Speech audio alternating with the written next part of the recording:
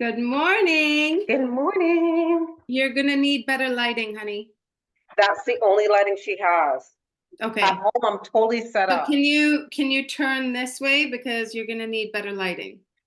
No, the other way. Too much light coming in. So turn the other way. Better. Yeah, better. But do you have a ring light or anything or no? That's what this is. That's all she has. Okay, but put it in directly in front of you versus on the side. Better. No, like literally in front of you. That's as close as it gets. Okay, that's perfect. That works. We will make that work. Yeah. And your volume is good. You have a good volume on there, right? Yeah. Just start recording. I've already started to record on here, Okay. but I'm also going to record on my phone That's okay. so that we can do that. All right, my dear.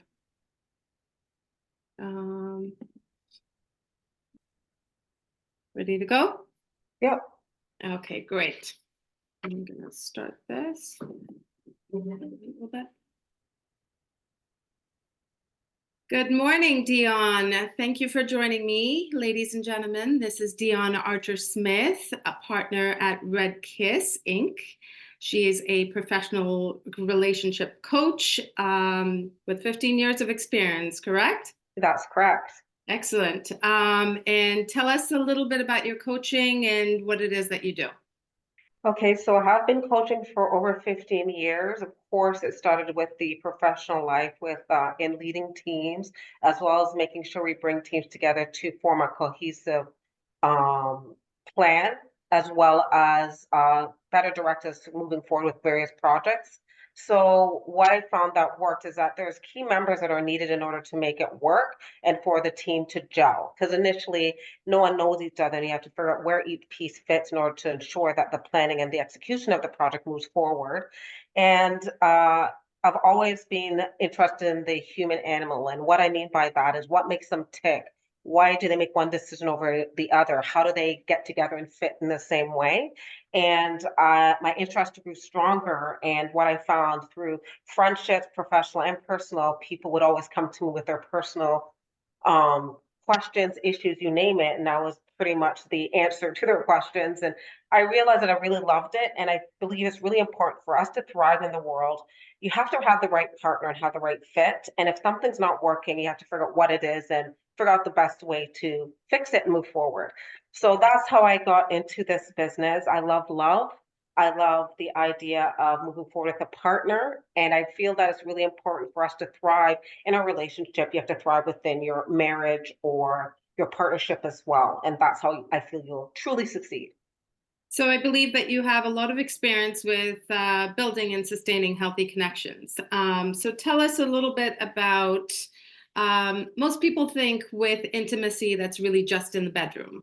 Tell us a little bit more about what intimacy really does mean for relationships. Intimacy it's almost like when you're looking at I know this term is overused, the five love languages. And it's really important that everyone adapts or becomes close with intimacy based on five different things. There's touch, there's the social aspect of it, there is the emotional aspect of it. And we found that through the various different types of intimacy, the one that seems to be lacking the most because people don't understand how to communicate in that way is the relationship or the emotional side of it, because we're not always taught how to emotionally respond to each other, and one person's idea of an emotional response may not always fall in line with what the other person needs. So it's important for you guys to understand where each other connects and how to bridge that gap in order to move forward to create a more intimate and closer relationship and strengthen that bond.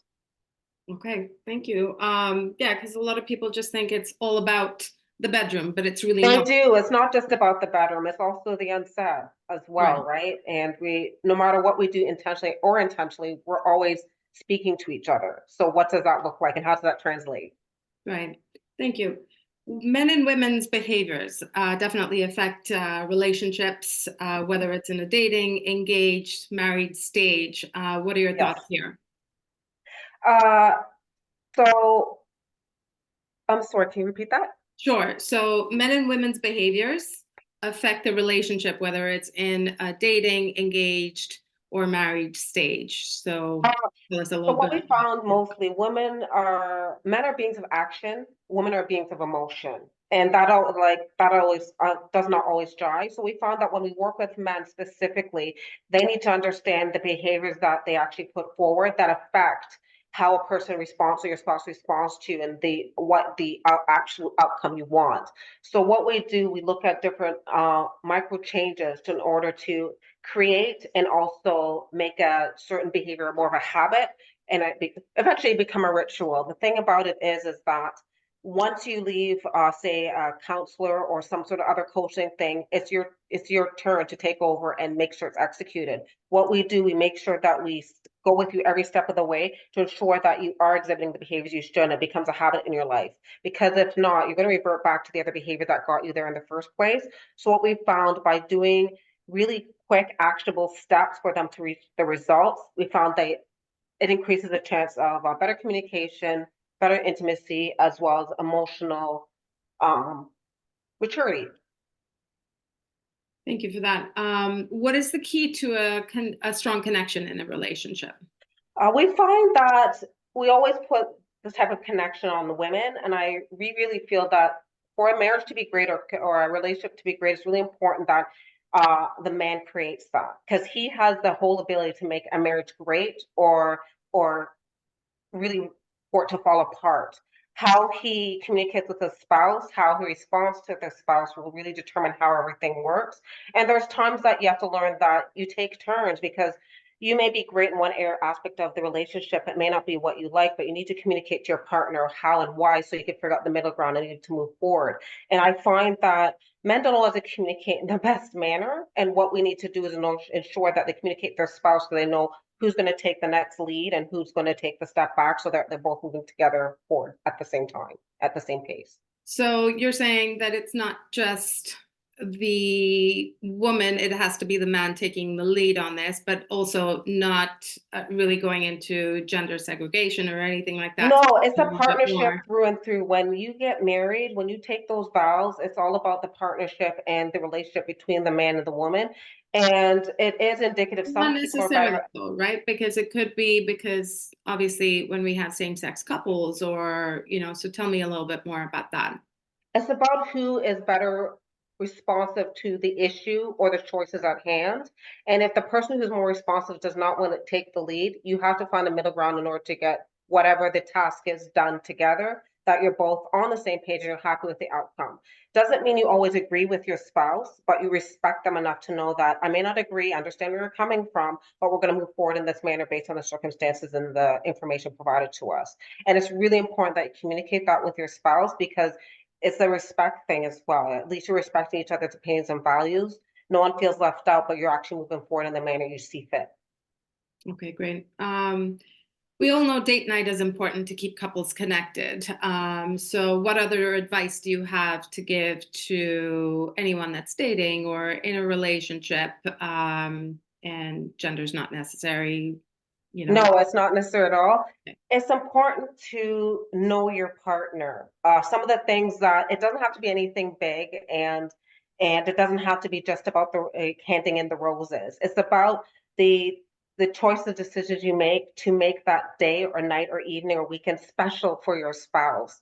It's like remembering that they like a certain type of chocolate and they like a certain type of music that you took the time to put that together. The fact that you're thinking about them and you're planning for them is going to make them more closer to you, both emotionally, of course, intimately as well.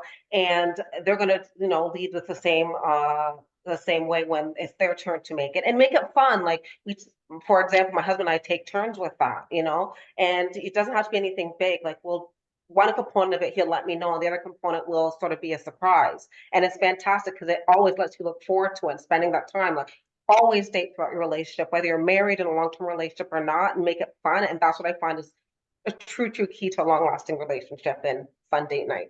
Absolutely. And it's constant work. You can't just expect the other person to take the lead all the time. It's Absolutely. about working on it together as much as it sounds redundant and it's just everyone talks about it, but it's about taking action being organized enough to actually make a plan and stick to it. And I think constantly wowing your partner, don't you feel? It's about It's making sure that they are feeling loved and feeling taken care of, and that you're going out of your way to make them feel special. And the thing about it is, when your spouse is happy, you're happy. So why not? You want to make them happy.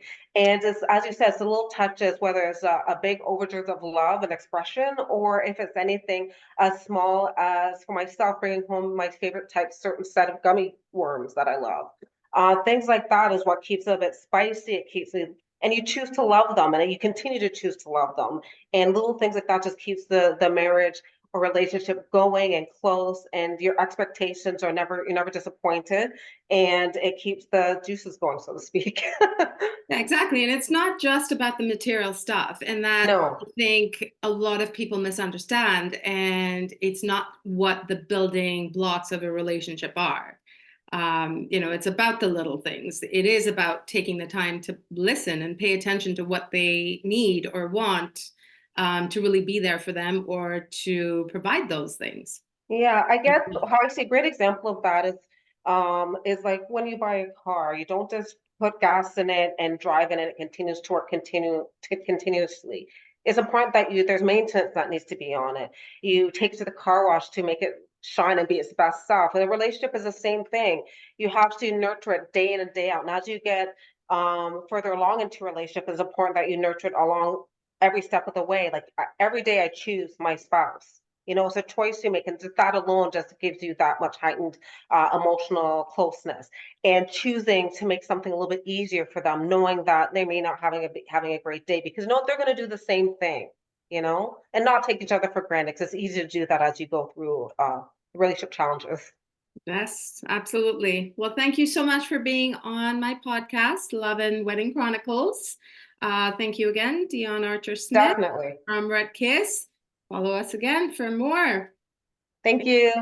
Bye.